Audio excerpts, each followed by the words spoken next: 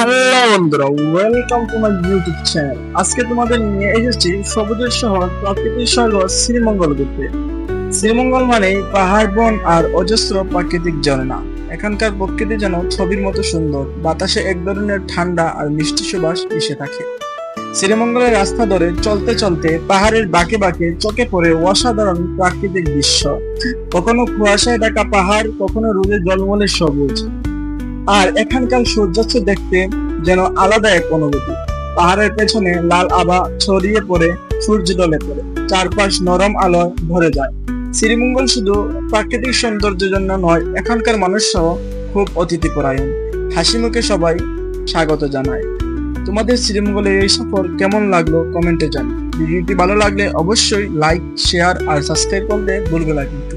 দেখা হবে পরের ব্লগে। ধন্যবাদ। बाल चुरू और ब्लॉग बनाई जाऊंगा।